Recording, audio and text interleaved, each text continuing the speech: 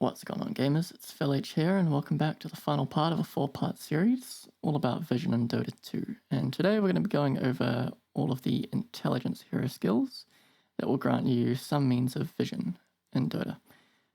So first of all, if you haven't seen the first part of the series, please go back and watch that, particularly if you're interested in playing Chen or Enchantress, as Chen's Holy Persuasion and Enchantress's Enchant abilities both give you the means to control neutral creeps, and I go over the 4 creeps that will be able to grant you vision in that video there. Secondly, as with all of my other hero-specific videos, there will be chapters at the bottom of the video so that you can skip through if you know about a particular hero ability already, or if you're looking for particular ones because you don't play certain heroes. And finally, there are a few key terms to go over that I use to describe each ability. So the first is if a skill is reliable, that means that it's generally a point and click ability, very easy to pick up and start using, and you can also easily use it under pressure because it will give you sustained vision so that you can, then make the most out of it. Second is if something is an unreliable skill, that will mean that it typically takes a bit of training and getting used to be able to get the most out of it, and it will also tend to be unadvisable to use in a high pressure situation, as it's very easy to mess up. Thirdly will be if an ability is simply a spotting ability. What that will mean is it will give you, a couple of frames worth of vision to know whether something is, in an area, but it won't give you enough sustained vision to capitalize on it necessarily. And the fourth is if something is a cliff walk ability. So that will mean that similar to a blink dagger, it will give you the means to pass over what is normally impassable terrain. And I think that is everything. So without further ado, let's get into the video. First on our list, we have Ancient Apparition, and the skill we're covering today is Ice Vortex.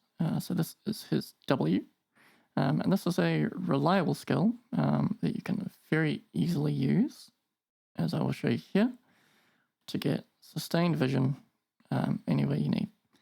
It's a ridiculously good cooldown, and as you can see here, the vision continues for more than enough time to get, any sort of dewarding that you might need. I think it's something ridiculous. Yeah, it's 14 seconds, so it's a huge amount of time. I think it's the longest vision granting spell in the game, in fact. So that is Ancient Apparition. Next on our list is Batrider, and he is one of the few heroes, similar to Phoenix in my strength video, that has 3 vision granting skills all up. So, first one is Q, which is called Sticky Napalm. That will give you spotting vision, so it will give you enough to get 1 auto attack off. However, it's incredibly cheap mana cost, so it's more than feasible to use multiple charges to spot the high ground to then deward.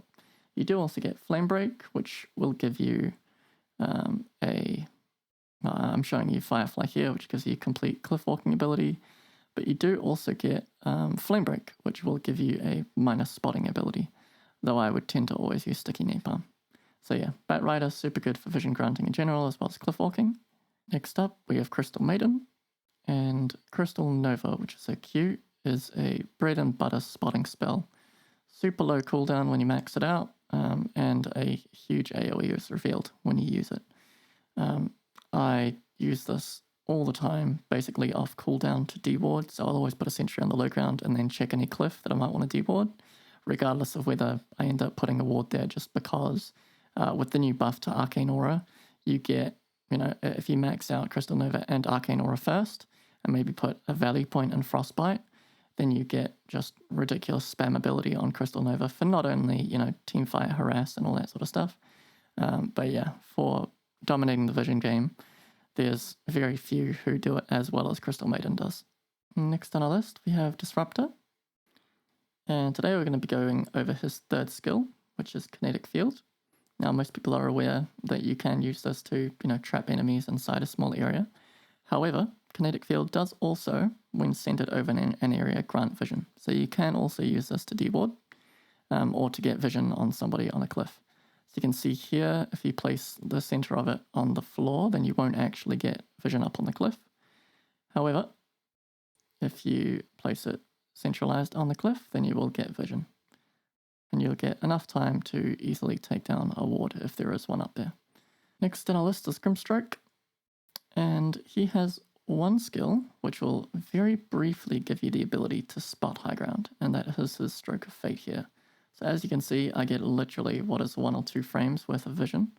So I can see that there's a ward up there, but I don't get enough time to be able to do anything about it. So Grimstroke, he's got much better capabilities in his kit, but in a pinch, if you just want to check a high ground before committing a sentry up there, for example, or a ward itself, then you can use Stroke of Fate.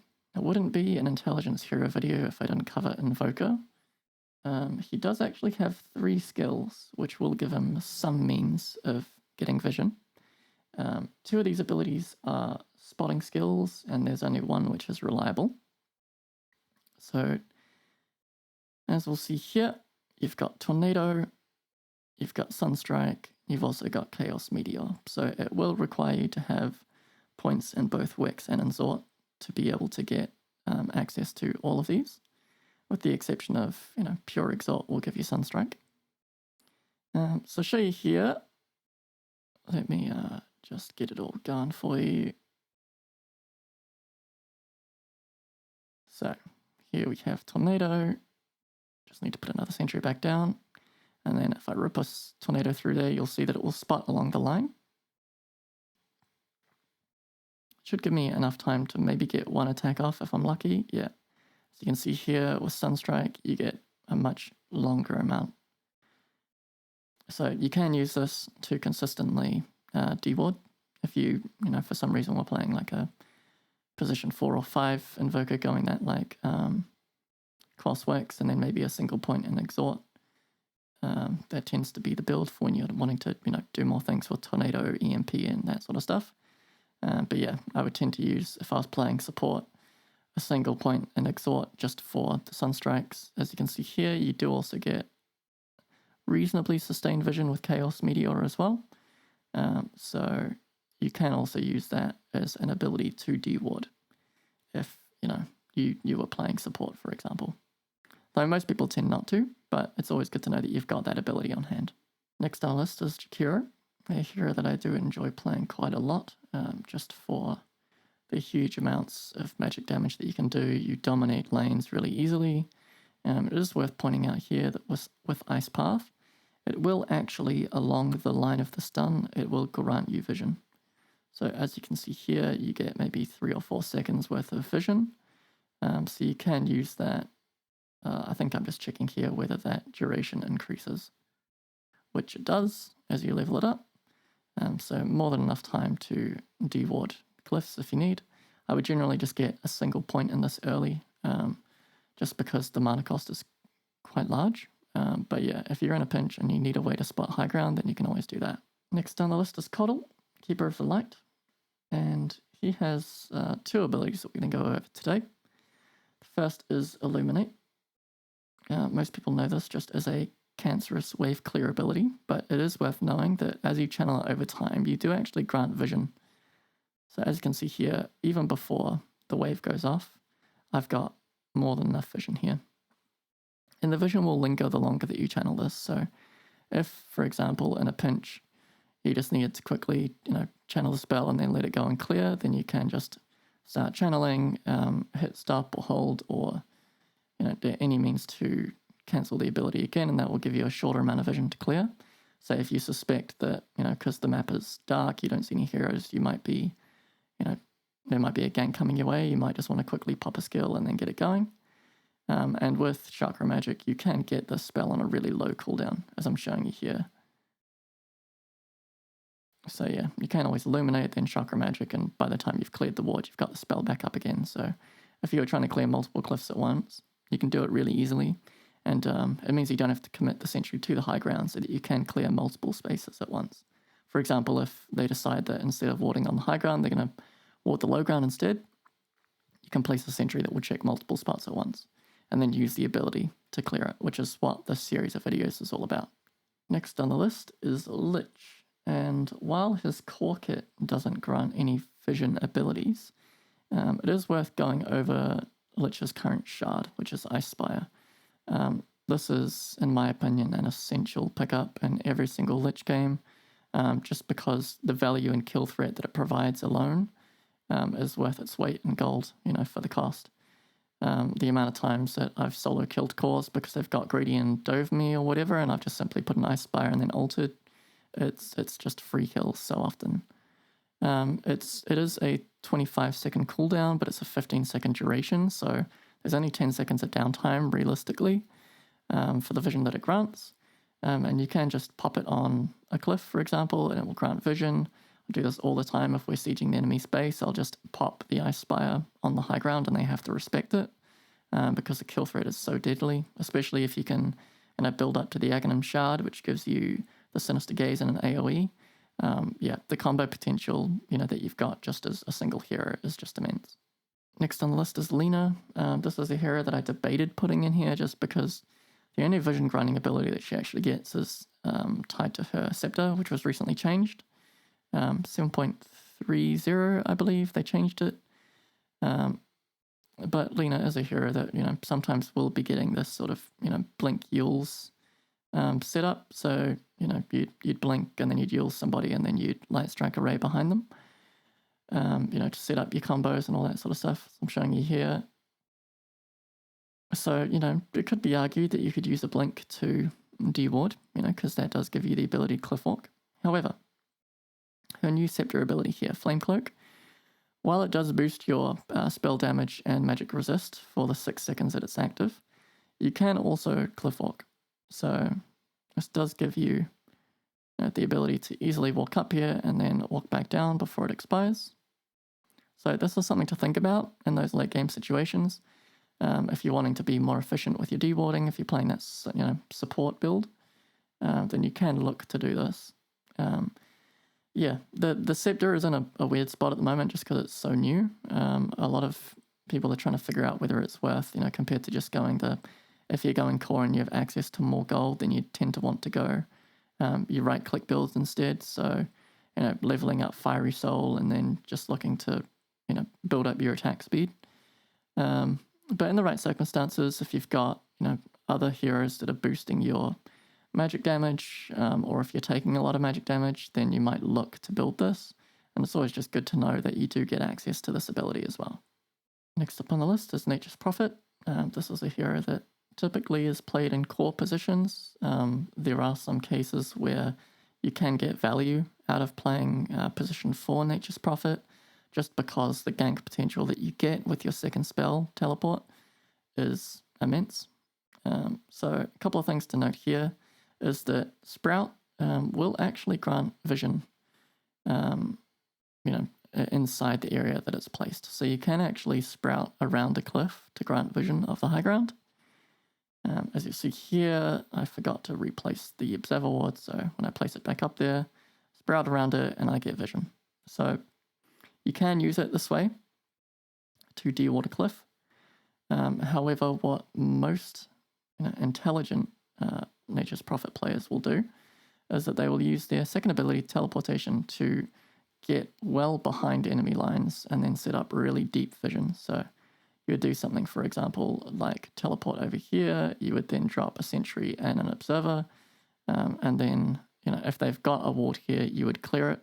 If not, then you just place one yourself, and then you'd look to use your actual TP to get back to a safe side of the map. You could also look to teleport onto a low ground and then do all of this. And you could use Sprout as well. However, normally, if they don't have vision there, you're going to get a more reliable escape by being on the cliff in the first place. So whenever I play, position 4, for example, I will tend to want to do this. You can also Sprout and then use your third ability, which the name escapes me right now. But you can also use that as a means to spawn little treants on the cliff so that you can then use them to take it out instead of continuing to play there. For example, if there's a fight breaking out, you might want to leave your creeps to clear that while you go and help with the fight. So that is Nature's Prophet. Next on the list, we have Puck. This hero is pretty much exclusively played in core positions. Again, I have found some value in playing a support style Puck, just looking for those big initiations and stuff like that if our team doesn't have it, and then looking to use the rest of my kit to get away. So as you can see here, you can use your Illusory Orb to Cliff Walk by activating it and then using your second ability. You can also use it just as a means to spot, because you do get Lingering Vision there. You do also get Waning Rift, will give you an ability to Cliff Walk, and then you could Illusory Orb out, and then use your the second ability to transport to your orb's location. Typically, Puck will buy Blink Dagger as well, so you can also use that as a means. This is just me messing around with the combos. And I don't think I go over it here, but you do also get the ability if you get the Aghanim Scepter. Your Waning Rift will grant True Sight in an area around it, as well as bouncing heroes outwards. So you can also use this as a means to check for vision using True Sight, so you don't actually have to commit a sentry to a location. So there's something else to think about with Puck, is the added value of getting that Aghanim Scepter. There are builds you can go with Puck where you look to amplify your magic damage in particular, so those are really worth considering if you're going for this support build. You'd look to build things like a Ethereal Blade, which will amplify your magic damage if you've got other magic casters. But yeah, lots of fun things you can do with Puck. Very, very APM intensive, but for those who aren't expecting it, you can do a lot of really good things with, send your Illusory Orb in one direction, then use your phase shift, then you can cancel your phase shift early and then blink in another direction, or go to the Illusory Orb if they're not chasing it. So heaps of really, really good escape potential. Next on the list is Pugna, and there's one ability here. Oh, that's an interesting camera angle. But there's one ability here that most people might not think to use in this way, despite it being literally in the name. I'm just showing off the little taunt there. But Nether Ward does actually work as a ward, surprisingly. So while most people are aware that whenever an enemy casts a spell in the area, it will deal damage to them, it does actually also grant vision. So if I get close enough, you can see that I can plant it there. And I forgot to replace the ward. Let me just fix that for you. And you will see that while that Nether Ward is up there, it will grant me vision. So I can then, with the sentry on the low ground, look to clear that. While you wouldn't typically look to use it in this way all the time, it is a 35-second cooldown. It is something to know that, if you're playing around a cooldowns-based team and your big ultimates are offline, you can look to use this just for this extra bit of utility to help you clear vision, whether you're using it offensively or defensively. Next up is Queen of Pain. I shouldn't need to go over this, but for the sake of going over everything, I just thought I'd cover off Blink. Works the exact same way as a Blink Dagger would. Just point click, make sure you're in the cast range, and you'll go exactly where you're wanting to blink to. It's a 6-second cooldown at max level, so if you're playing a core Queen of Pain and you're looking to just help your supports clear vision, or even just looking to serve as your own sentry ward to serve for your blink initiation into Sonic Wave, then it's blinking onto, especially around Roche Pit here, you can see this cliff is really good. A lot of, if Queen of Pain is playing on the dire side, it's a really common place to blink to, and then you've got a super high range on your blink, especially if you get Aether Lens as well. Then you can look to do, your big blink initiation into Sonic Wave, get 3 or 4 heroes caught in it, and typically if you can get 3 or 4 heroes and your ult, you're normally winning those team fights. Next on the list is Rubick. So Rubick is typically a hero that will want to build a Blink Dagger anyway. So that goes without saying. And, with the spell steal, you can steal any of the other abilities that I've talked about. So Rubick players, I would advise watching all videos, even, the strength and vision, the strength and agility based heroes videos as well, just so if you're a Rubick player, these videos are super helpful because, you've got access to every single spell that's active in the game, provided you can steal it at the right point. Most people will know that as a Rubick, you can cliff enemies with Telekinesis, but if you do get the Aghanim Shard, then you can also cliff yourself as a means to clear vision if you wanted to, and then blink down. Or you could blink yourself up and then Telekinesis yourself down, either or, whichever preference you have. But that gives you the ability, on top of any spells that you might have stolen that will grant you vision. That would be your other way of clearing vision if you had another spell that doesn't give you the means to spot the high ground. Next on the list is Shadow Demon. And the skill that we're going to be going over today is Shadow Poison, which is his E. While most people will use this just as a means to harass in lane, because the spell is so spammable, I have decided to include this, since it's so cheap to use in the first place, just because of the mana cost and the very, very low cooldown of 2.5 seconds. You will see, so typically you'd use it like this, right? So you'd spam it to get charges up, and then you'd activate the second ability once you got 5 or above, and then it sends off a nuke. However, you can also use it to spot the high ground briefly. So it will give you enough vision for a single auto attack. So what I'll show you here, let's throw a ward up there, and then you can see I can throw one, get an auto attack, throw a second one, and then kill the ward. So in the space of 3 or 4 seconds, I've cleared out the vision, and it's cost me 90 mana, which most other spells, CM Crystal Nova, all those sorts of things, those are all like at least 80 mana at the least. So for a similar cost, you're getting the same effect. It's just taking you a second or two longer. But yeah, Shadow Demon, really good for disruption and all that sort of stuff as well. But you can use that as well. And here we have Storm Spirit. So it should go without saying for those who know how Storm Spirit works. But his ultimate here, which is Ball Lightning, does give him the ability to go anywhere, basically, at the cost of mana for the distance that he travels. So if you did, walk right up next to a cliff, you could quickly Ball Lightning out for minimal cost, clear a ward, and then jump back down, just as a means to help your supports. Next is Techies, a hero that I do not enjoy playing against at all. Super effective, even after the reworks that they've done to him. He does actually still have plenty of means of not only nuking you to death, but also clearing vision. So, let me just whack another observer back up here. And there are 3 skills to go over here. So the first one is Sticky Bomb, which is super reliable. So you've got more than enough time when you throw it up to then, clear a ward. And then by the time it explodes and you lose vision, you've got that ward cleared. You do also have here your, what's it called? I always forget the name. Blast Off. Yeah, so you can, physically cliff walk yourself up there. I'm just TPing away, even though I could have just blast off back down. Place another one up there again. And then finally, what is now his ultimate, which is Proximity Mines. They will also give you the means to spot that area, as they do give vision in a small circle around them.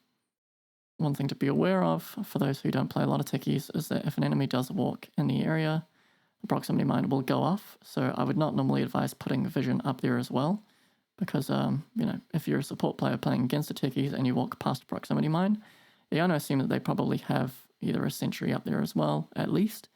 So yeah, typically I would, if I'm leaving a Proximity Mine up there to clear vision, I wouldn't put a ward up there as well, just because most of the time they'll then clear it themselves. Next on our list is a Visage, an incredibly strong offlane hero. Just an enemy team has to respect the push potential of a Visage. However, I want to cover off today his ultimate, which summons these 2 familiars here. Now, these 2 familiars do have a flying, they are flying creatures, so they do grant flying vision. So you can use them to spot high grounds, to clear wards, to help your supports out. And they will also actually, you can see how big the radius is there, they will actually kill off the wards themselves. So if, for example, as a Visage, you've been ganked and you manage to get your familiars out, while you're waiting, you could go and help a support to your ward or something like that. But yeah, Summon Familiar is really good, not only for the rest of his kit and just pure kill potential and push potential, but as well as doing the job of helping those supports out as well. Next on the list is Void Spirit. Mostly played mid, but I have seen every now and then him played in positions where he shouldn't really be played. But as even as a mid hero, it is good to know that you do have a few abilities here that will give you the means to help your supports with that vision game. So I'm delaying the talents for now just to show you. So with Aether Remnant, it will give you a small vision radius around it. So as you can see here, I just need to get the vector right and terminate it on the cliff first and then decide which way it faces. And you can see that because of the sentry that I've got here on the low ground, I can see that it's over on the high ground. If I kill that off, you see that I lose the vision. We'll show you here that you do get one of the talents at level 15 is you get True Sight and an AoE. While I wouldn't normally level this up at level 15 because now the way that they've put it is the Outer Dissimulate ring is on the same talent, which I think is overall better for the utility. If you are playing against invis heroes like Ricky, for example, then there can be value in that, as well as I'm showing that you there a bit of potential of pulling people up onto high ground. You do also get your Astral Step there, which is his ultimate, which is a reliable means of cliff walk. So within the range of the spell, you can Astral Step up, Astral Step down, Astral Step up, Dissimulate down, which I'm just showing you the Outer Ring talent here. So this is a semi-reliable way of cliff walking. So what you need to know is that they will spawn in the exact northwest, east, and south directions, as well as all of the perfect 45-degree angles in between. So you do need a bit of awareness of not only your orientation of the area that you're trying to get to, but also the overall distance that you need to be to get that cliff walk landing every single time. What I would typically do is, look to astral walk. You'll see here, if I dissimulate right next to the cliff, I can't actually get up. So I do need to space myself slightly away a certain distance. It's actually slightly less than the full stuff, but you do also need to be orientated in the correct directions as well. So there is a bit of finagling to get used to make this a reliable skill, so that's why I label it semi-reliable. But yeah, you can see there that it's very, very similar to full stuff. It's actually just slightly less. We see if I place my model and then I'm just in front. So it's actually just slightly less than how much it would be if you're using a full stuff, which is just good to know if you mainly play support. You can see here I'm just using my directional pathing, which I've mentioned in other videos. It's a really good keybind for a lot of these cliff walk abilities that rely on precise placement and pathing, or direction facing, for example. You can see here I'm just spamming Astral Step, so that's a super reliable point and click means of getting anywhere within range. Next on our list is Wind Ranger, and there's only one skill to go over here, which is Power Shot. So you can see there, it travels along and actually sticks to the ground, but also passes over any terrain, and it does actually grant vision in the line along it. So you can see here, shoot across, and it will give me momentary vision. So not enough to actually like a D-ward, for example, but you would have just enough time if there was an enemy up there, for example. You could try and get off a shackle shot behind it, try and latch into a tree for tipping away. But yeah, Power Shot, just a very quick spotting skill. Next up is Winter Wyvern. And for those who haven't played Winter Wyvern before, her Q, which is Arctic Burn, does give Winter Wyvern the ability to, it gives her free movement. So for the time that it is active, she can walk up onto a cliff and then deward and then walk away before the spell ends. If you do get the Aghanim Scepter, this does change it to, instead of a single mana cost and then lasting the duration, which is like 7 seconds and then increases as you level it up, it becomes a mana per second like channel, I guess. So you toggle it on and then you can get up, deward, and then jump back down and toggle it back off to conserve mana. But yeah, really good, not only for team fights, but also for playing that vision game if you don't want to, commit a observer to the high ground to deward, or commit a sentry to the high ground so that you can get more coverage out of it. And finally on our list is Zeus. So the main skill to go over here is his W ability, which is a lightning bolt. And for those who are not aware, it gives you true sight in a 750 radius. So this, unlike most other skills that we've covered, doesn't require you to actually place it on the cliff to get true sight up there. So as you can see here, I've placed a ward. I can either do it on the cliff to check, but since I've got free spells active, I'll show you just how big of a radius you do actually. So you can see there's a ward up here. As long as the circle that when I cast it, that's the circle of where I can cast it. But as you can see here, I can cast it all the way over here, and then I still get true sight up on the cliff, which in my opinion is utterly broken, but that is just the way that things work when you're a literal god. So I could also, I don't think maybe I do go over Heavenly Jump here. This is a somewhat unreliable skill just because you do actually have to be moving to get the benefit of the cliff walk. So let me just put a sentry down, and you can see that so long as I'm moving, then I can get up there, but then the issue is getting back down because you do actually have to be moving to trigger the movement associated. So I would generally not use Heavenly Jump, though it is cheaper.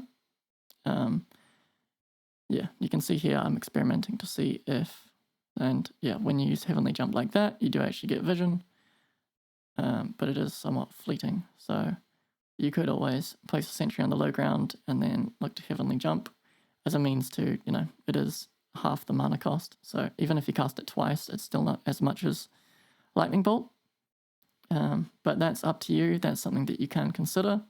If there's already a sentry in the area and you just want to quickly check the cliff, then you could look to Heavenly Jump. But if you don't have it, then Lightning Bolt will give you true sight and a huge AoE as well. All right, that is all for this video, and that completes the series. If you've enjoyed it, please share it and stick around for upcoming hero guides. I'll be looking at not only giving you like the basic rundown of a hero, not necessarily the numbers of the skills, but rather just the basic kit. And then also I'll look to do follow-up videos on every single one of like advanced theory and stuff like that. All right, hope you have a good one, and I'll see you in the next video. Catch ya.